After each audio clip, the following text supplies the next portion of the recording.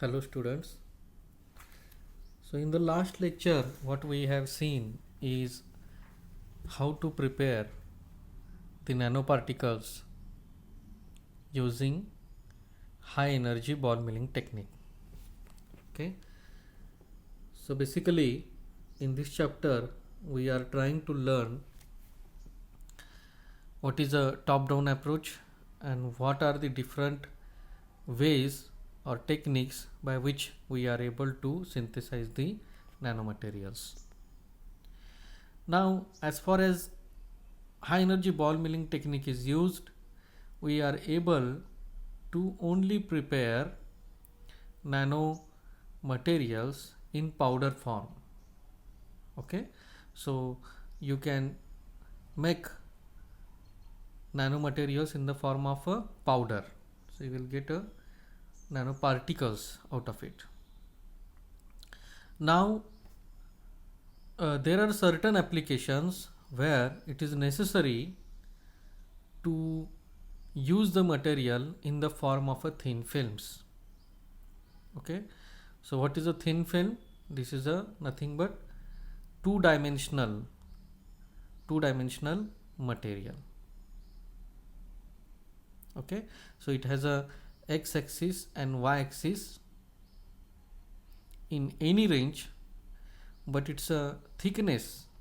Okay, it's a z component, okay, of the film should be in the nano range. Okay, so it is called as a thin film. Okay, so whenever you are making a thin film, okay, so there is some process by which this thin film grows. Okay, so basic two steps with any kind of material during the synthesis process is nothing but nucleation and growth.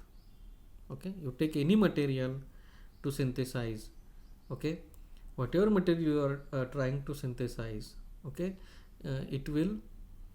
it has to pass through these two important processes, that is nothing but one is a nucleation process and second is a growth process, that we are trying to see in more details when we are trying to understand the synthesis of nanomaterials by using bottom up approach. Okay, so here you just keep in mind that these are two important things which are going to happen whenever we are trying to make any kind of a thin film, then there is a nucleation and growth is going to happen. Okay, so as far as thin film is concerned, okay, there are three modes of nucleation and film growth. Okay, there are three modes. That is what we are trying to understand briefly. Okay, we are not going in details. So as you can see in practice, the interaction between film and substrate plays a very important role in determining the initial nucleation and growth process. Okay, so very important interaction, okay, while the deposition of thin film is what is in between film. So this is a film. Of the film contains the material of your interest, okay, and substrate is the base, is the plate on which you want to deposit your thin film. Okay, so substrate can be anything. Okay, you can take glass as a substrate. Okay, you can use a copper foil as a substrate. Okay, as per your interest you can choose a substrate. Okay, in most of the optoelectronic devices you need a conducting substrate. At the same time it should be transparent. So there are two types of transparent conducting oxides, okay, one which is called as a FTO, fullerene doped tin oxide, is kind of a substrate, FTO glass substrate, okay, and ITO indium doped tin oxide glass substrate. So there are different types of substrate which you can take as per your requirement, okay. And film, do you want to deposit zinc oxide film? Then you have to choose zinc oxide as a material, okay, as a target material, okay. Do you want to deposit a thin film of TiO2? Then you can deposit a thin film of TiO2 on the glass substrate, okay. So the interaction between zinc oxide and substrate, or the interaction between TiO2 and substrate, is going to matter during the thin film growth process, okay. So basically you can see there are three types of modes, okay, of initial nucleation in the growth process. So the first, okay, so you can see the diagram also, okay, as and the diagrams are represented with the label A, B, C, okay. And what is A? That is represented with the point A.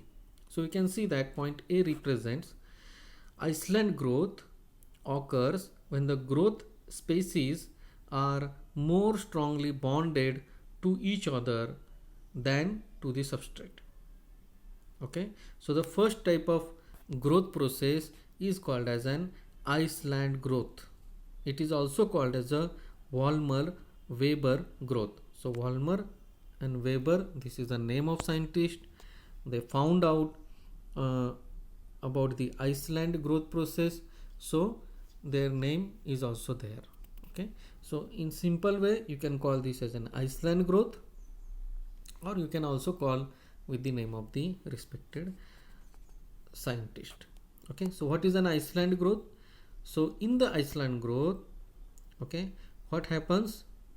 The growth species are more strongly bonded to each other than the substrate, okay. Now see, growth species means the material which you are trying to grow. As I have given example of zinc oxide and TiO2, you can choose these materials as a growth species, okay.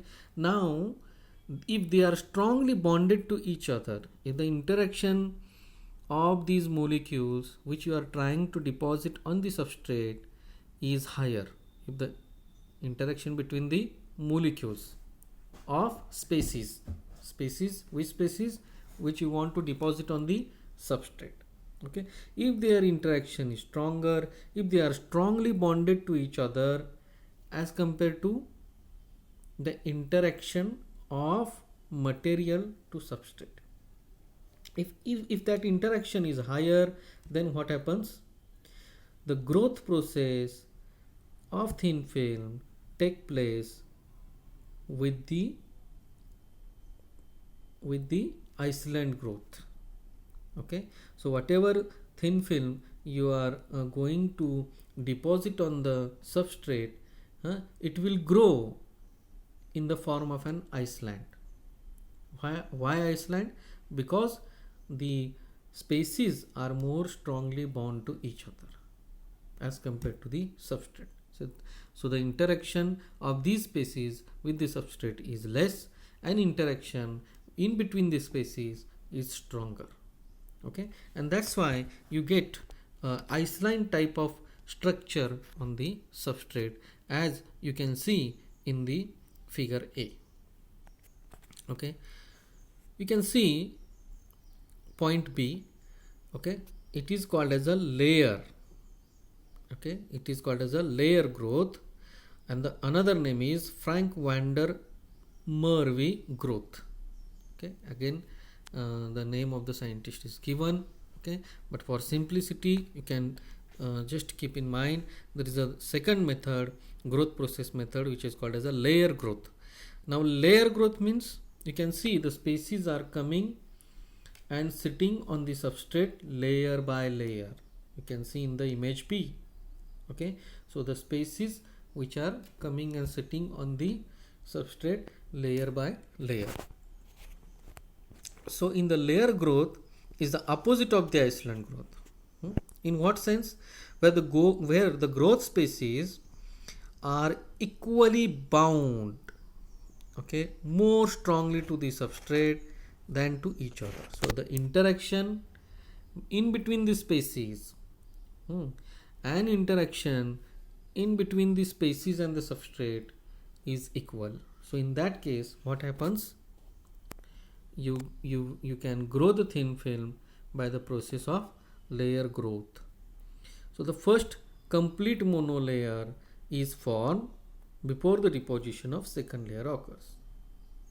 Okay, so you can see that in figure B you can see first one layer of species of material is get deposited on the substrate, then second layer get deposited, then third layer get deposited, and in this way you can grow the thin film. Now C is somewhat combination of these two. So the third C point represents the Iceland layer growth. Okay, point C represents the Iceland layer growth. So Iceland layer growth is what? Is a combination of Iceland and layer. So it's an intermediate combination of layer growth and Iceland growth. Okay, so you can see why I am discussing this with you is because most of you, when you will deposit the thin films, you are interested in its microstructure. You are interested in the microstructure. Okay, microstructure of thin film.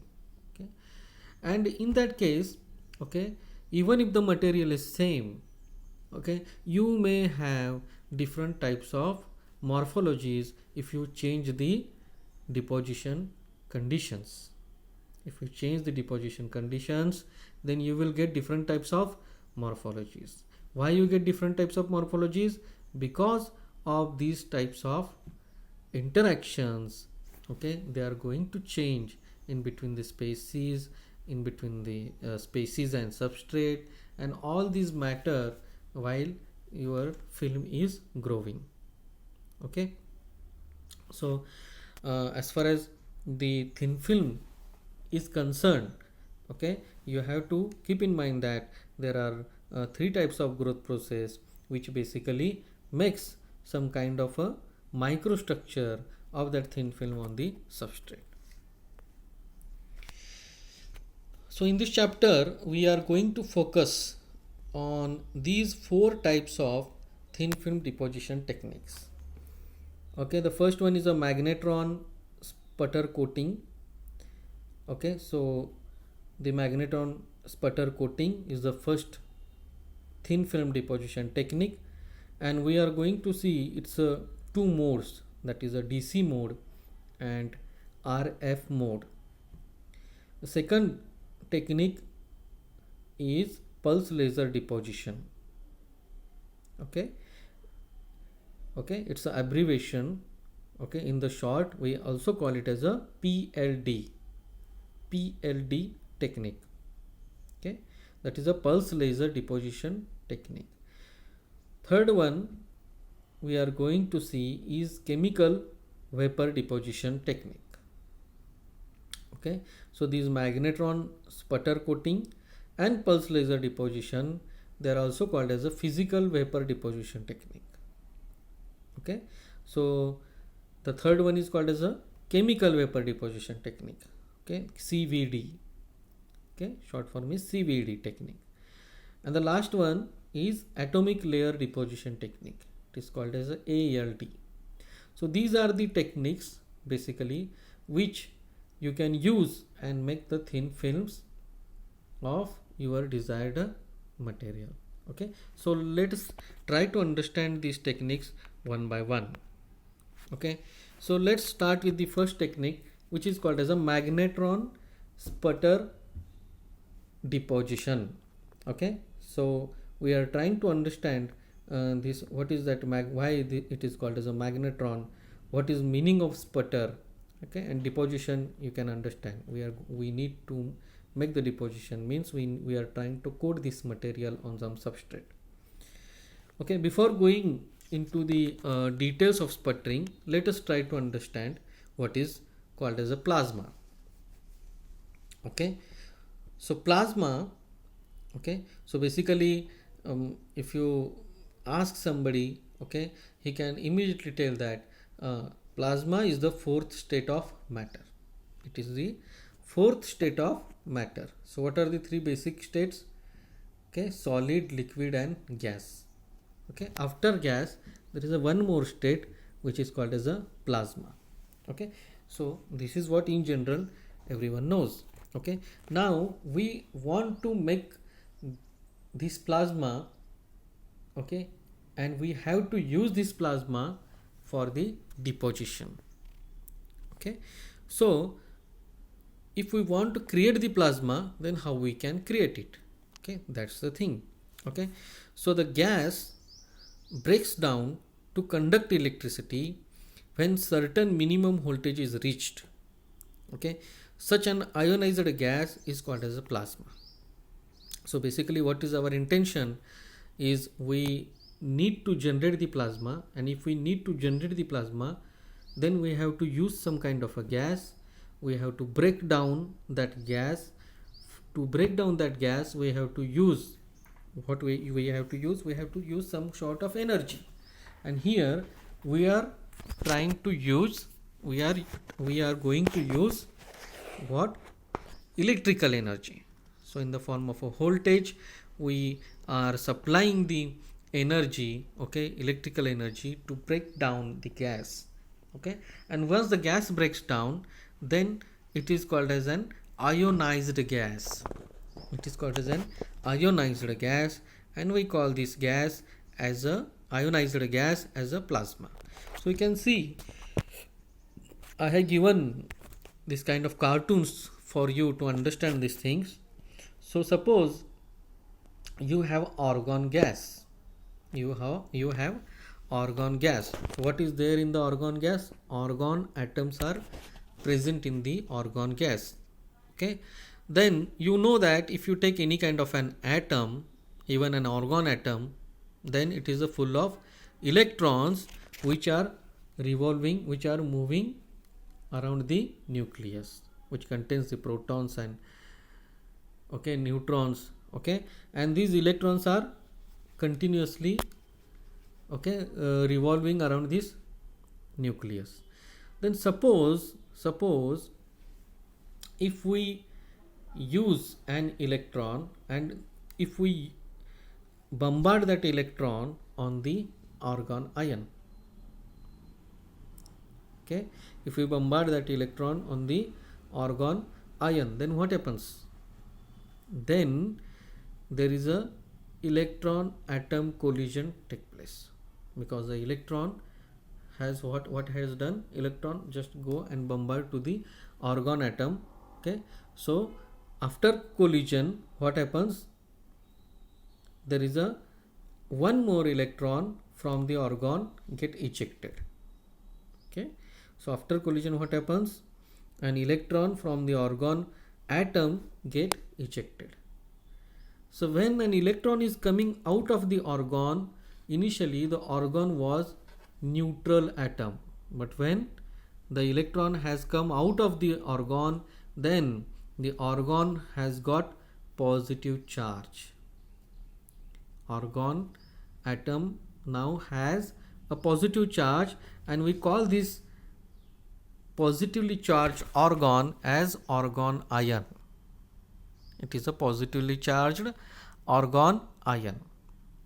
Now you can imagine, a system, a room, okay, where there is a gas molecules of argon, okay, and you supply some sort of electrical energy so that the electron get enough motion and it get bombarded on the argon atom.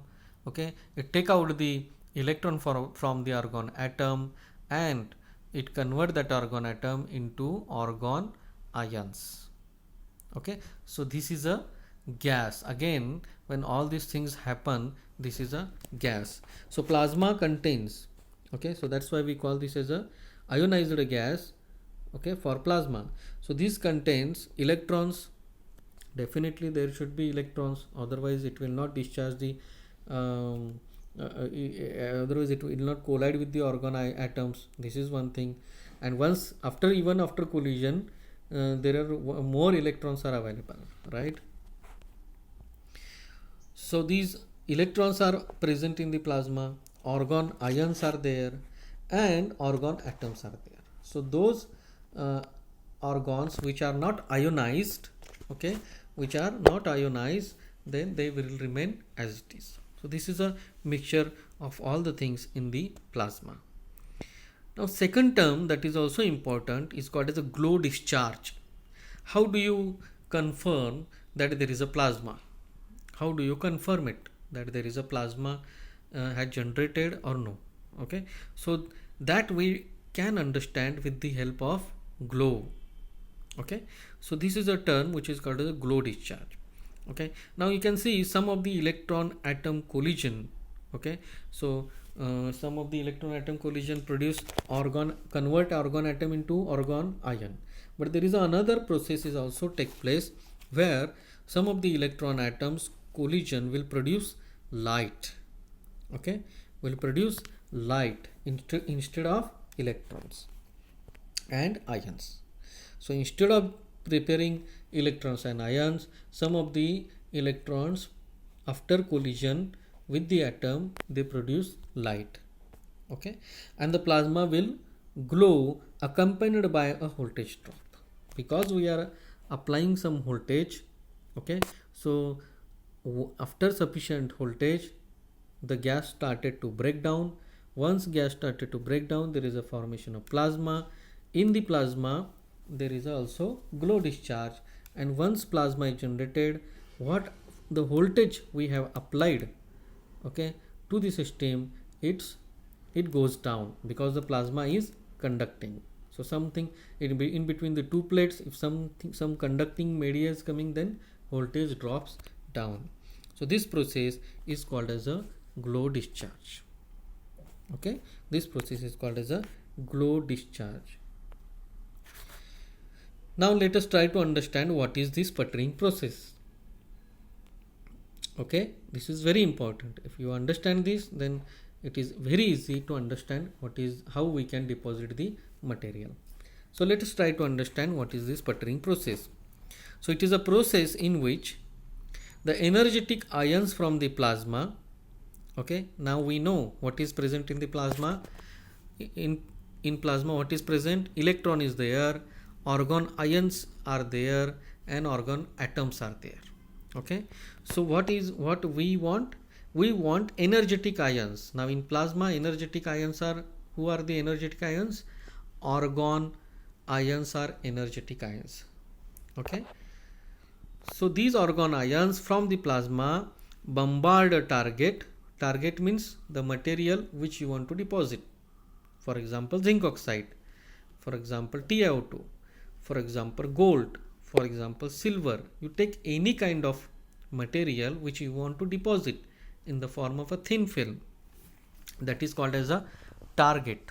Okay, so when these organ ions, okay, which are present in the plasma, they bombard a target, that is the cathode of the discharge. Okay, the positive organ ions will be attracted towards the negative biased target plate. Okay, now this I will explain in more detail in the next slide, but just try to understand. Okay, because we are applying some voltage. Okay, so that voltage is basically we are applying in between the two plates. Okay, that is the target and the substrate. Okay, the voltage which we are applying is we are applying in between the target and the substrate. So because organ ions are positively charged, okay, the target should be negatively charged. Only then there is a force of attraction. Okay, target should be negatively charged. When the target is negatively biased, then the organ ions which are present in the plasma, they get attracted towards the target. Okay, because of this attraction, what happens? With a very high speed, okay, they just go and bombard on the target material.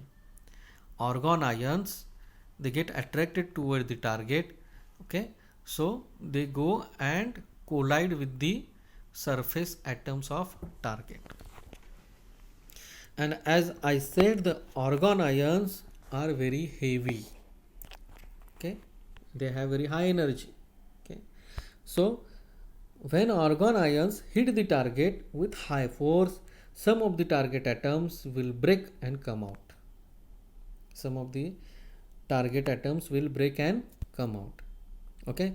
So you can try to understand this process, okay, with the help of these two pictures. So there is a one picture which is in the up side, and there is another photo which is in the downward side.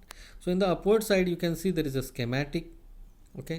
So you can see the blue colored dots, they are arranged periodically. So what it represents, this is a target material, okay, and we have given negative bias, okay, negative voltage to this target plate, okay. So as I said, the plasma is generated near the surface of the target. So what is present in the plasma? Electrons, argons and argon atoms. Now argon atoms are neutral. Argon atoms are neutral, so we are not interested, because argon atoms which are neutral, it cannot get attracted by the targets. So argon ions, okay, they get attracted towards the target. So what happens when argon ion, it get bombarded on the target, so some of the atoms which are present on the surface of the target, it get ejected, okay. So this process is called as a sputtering process, okay. The atom which is removed with the help of argon ion, okay, is called as a sputtered atom, okay, and this all process is called as a sputtering process, okay. Now you guys can try to imagine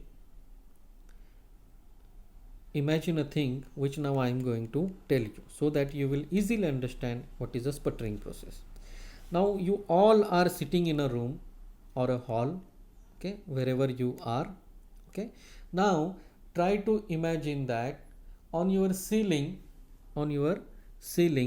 there are lot of balls, let us say plastic balls are sticked, okay. Your ceiling is made up of plastic balls. Just imagine the thing, okay. So you imagine that your ceiling is made with plastic balls. Now suppose you have a ball in your hand, okay, but it is heavy in weight, okay. Let us imagine that you have a stainless steel ball, okay. You have a stainless steel ball, okay, or somewhat heavy ball, okay. Suppose if you throw that ball to the ceiling, if you throw a ball to the ceiling where lot of plastic balls are available, what will happen? What may happen? Okay, this heavy ball will go and hit the plastic balls, okay. So there is a momentum transfer from the heavy ball to the plastic ball, there is a collision, okay, and that energy take out some of the plastic balls in the downward side, okay. So what happens, if you throw a heavy ball towards the plastic ball, then you can see that some of the plastic balls started to fall down on the floor, okay. So can you imagine this, okay. So if you hit more balls, then more number of plastic balls started to fall on the floor, okay. So imagine now your floor is what? Your floor is a substrate, okay, and your ceiling is a target. your floor is a substrate, and what you are doing, and you are a plasma and you have that kind of argon balls, you are throwing these argon balls to the ceiling, so that the ceiling atoms, they started to fall down and get deposited on the substrate. Okay, so that is shown here.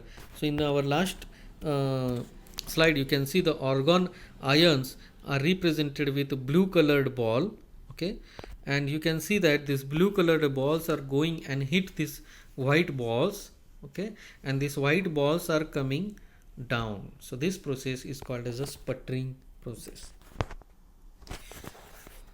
So depending upon the applied voltage, okay, there are two types of sputter coater. Okay, there are two types of sputter coater, because we have to apply some voltage. Okay, and we realized that only DC voltage is sometimes work for some class of material, but it is not suitable for other class of material.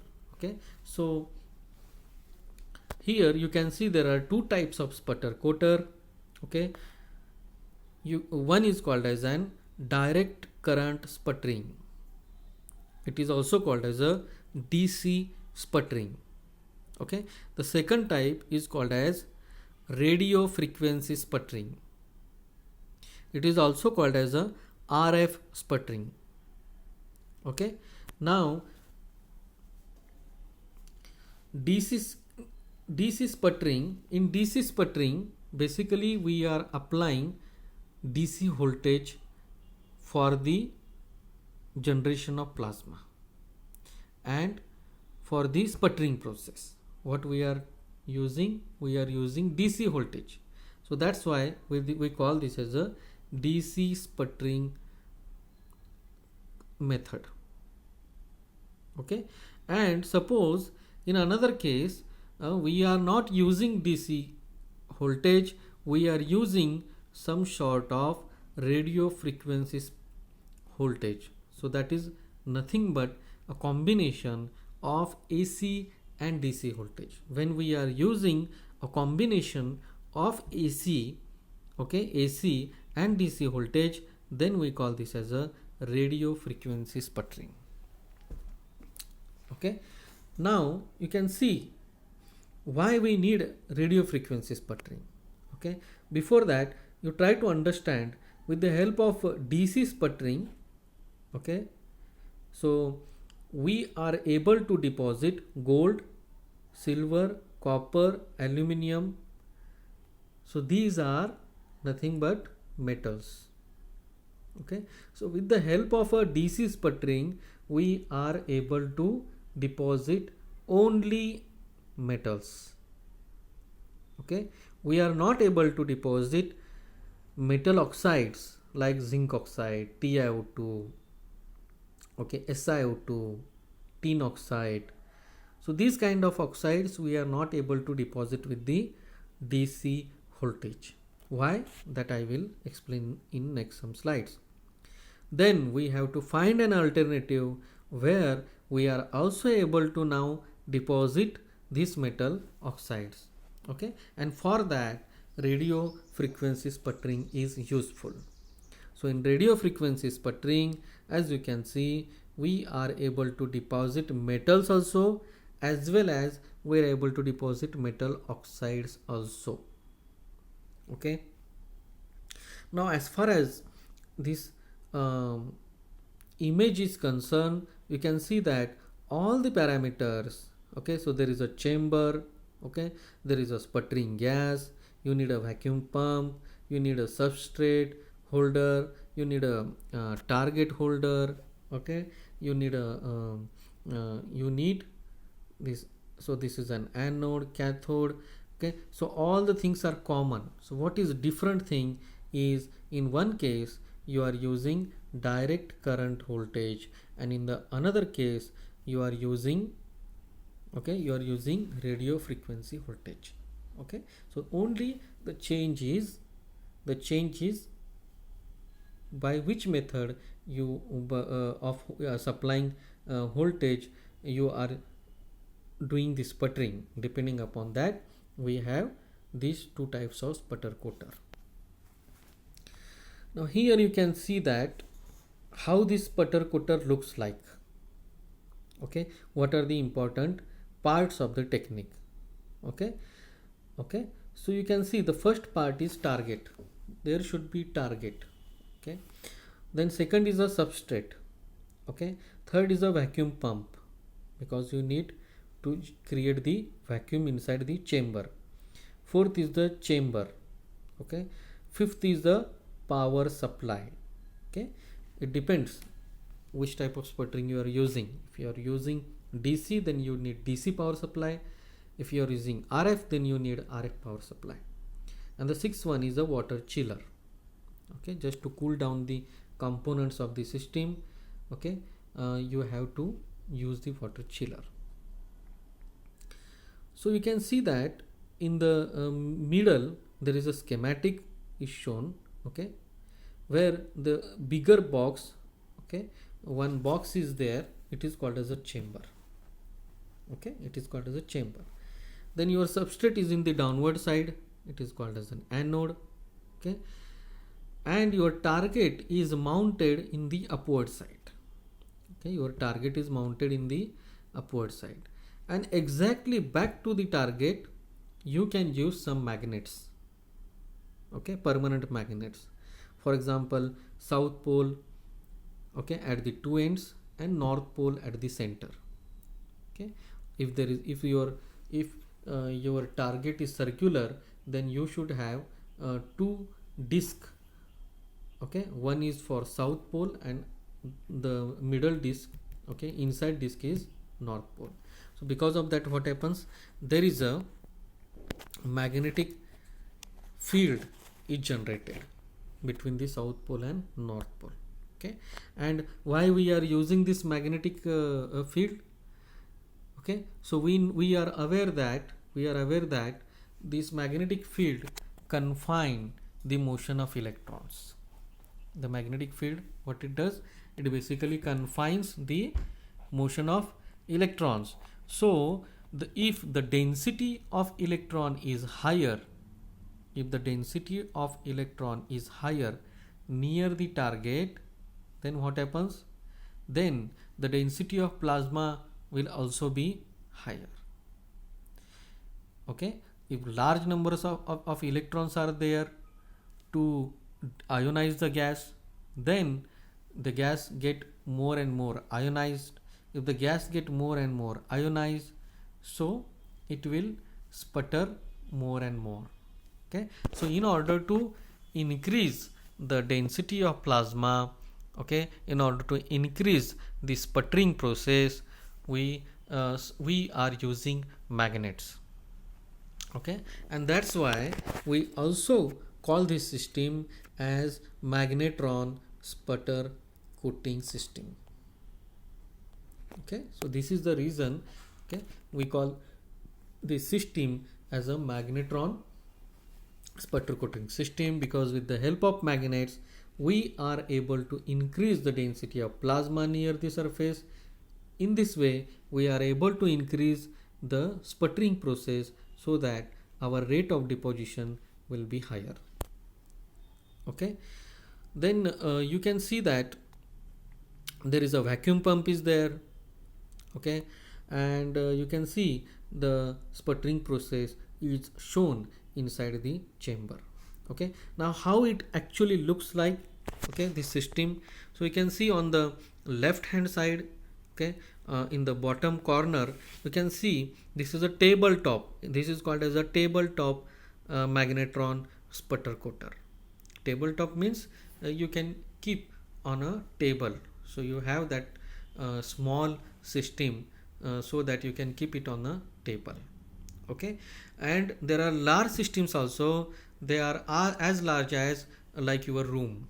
Okay, at industry, if you go and visit an industry where they are making some coatings with the help of this magnetron sputter method, okay, then you can see that their chamber has a dimension, okay, of your room, okay, of your room. Okay, so it will be as big as like that, or it will be as small as a tabletop. So you can see a small system like a tabletop. You can see there is a vacuum pump. What you can see, the circular disc made up of a glass is called as a chamber. Inside the chamber you can see on the top there are some targets, and the target are have some red colored wires, okay, for negative bias. And at the just below the target you can see there is a substrate holder, and then this chamber is mounted on a box, and that box itself has a power supply, okay, power supply, and vacuum pressure gauge. Okay, so you can monitor the pressure, how much pressure is inside the chamber. Okay, so all these things are compacted. Okay, so you can see that. Okay, once the system is started, then it looks like the photos which are shown in the right hand side of this slide. So you can see on the top side you can see there is some glow, pink colored glow is there. In the downside there is some blue colored glow is there. Okay, so you can see that this glow is called as a glow discharge. Okay, this is what we try to understand, what is glow discharge. Okay, so plasma glows. Okay, why glows, you know it now. So depending upon the number of target, okay, depending upon the number of target, again you can see there are two types. One is called as a multi-target sputter coater. Multi-target means you have a one chamber but you have a multiple targets. Okay, two targets or three targets or four targets in a single chamber. Okay, so it is called as a multi-target sputter coater. And in the downward photo you can see there is only one target is available. So this is a single target sputter coater. Okay, so you can see so this is the important parts of the machine which you are able to use it for making the thin films.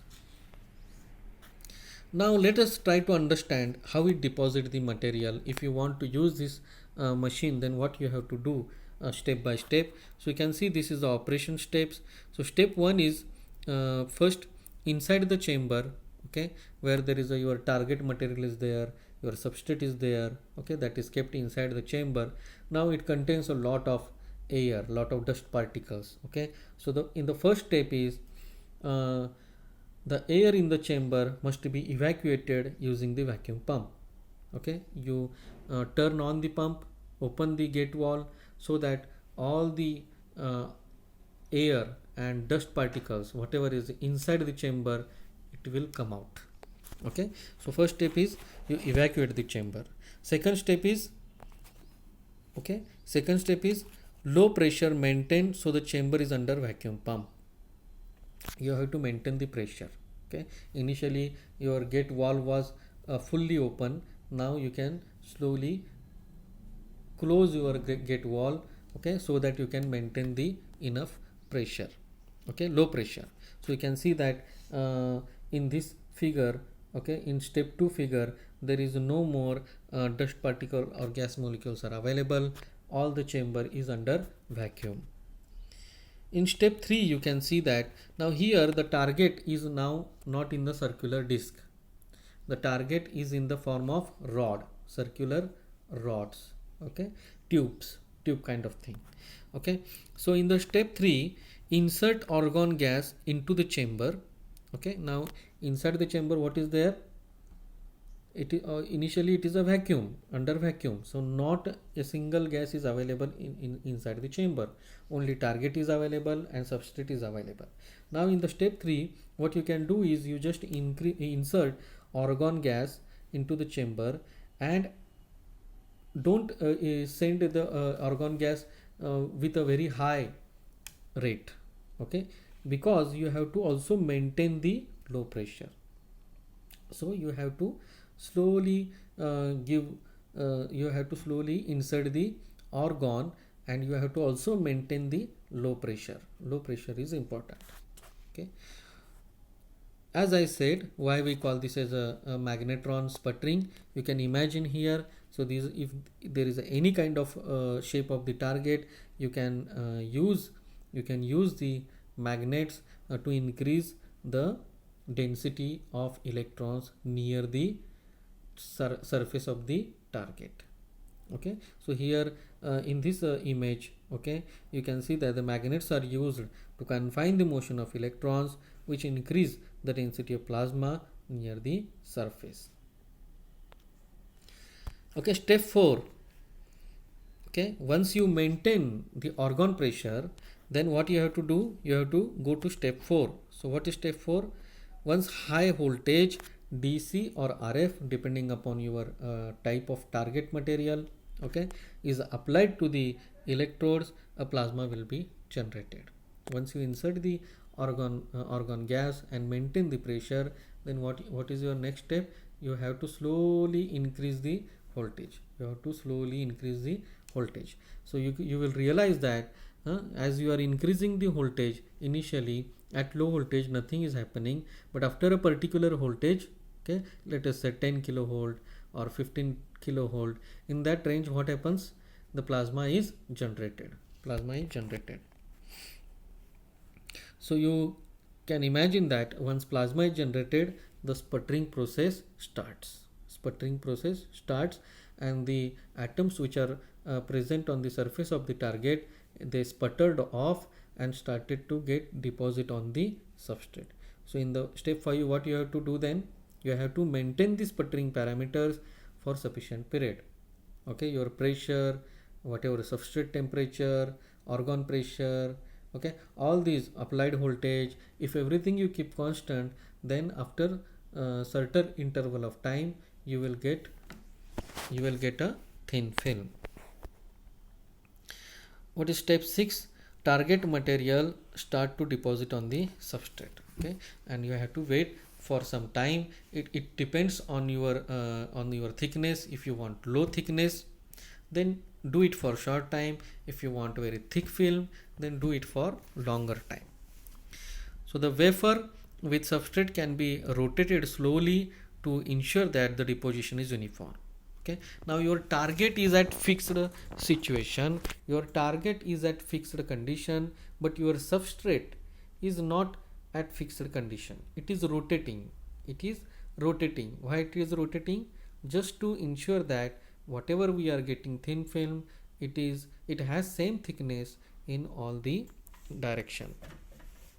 Okay, if the wafer is heated, okay, then the deposited layer can soften and move and also stick well.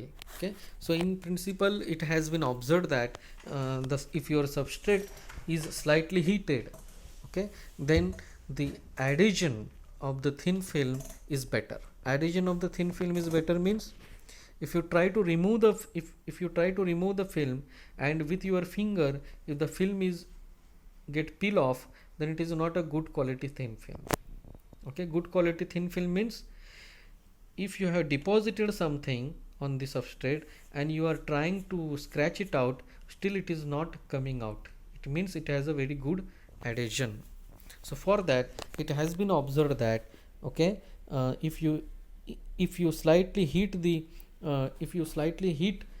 temperature, okay, sorry, if you slightly heat the substrate, okay, then it has been observed that the quality of the thin film is better. What is step 8? Once chamber comes to atmospheric pressure, open the chamber and take out the thin film. Okay, so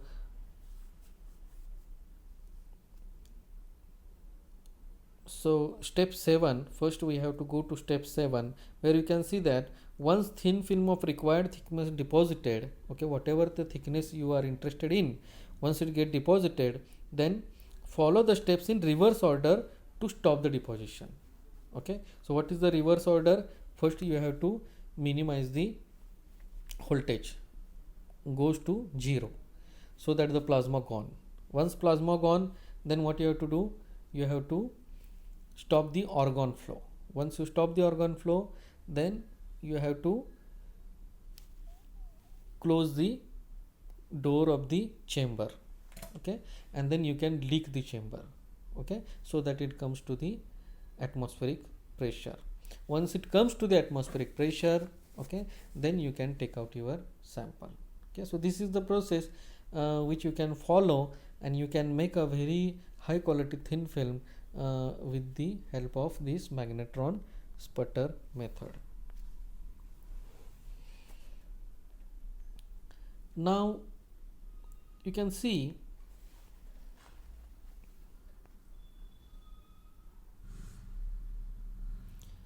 okay,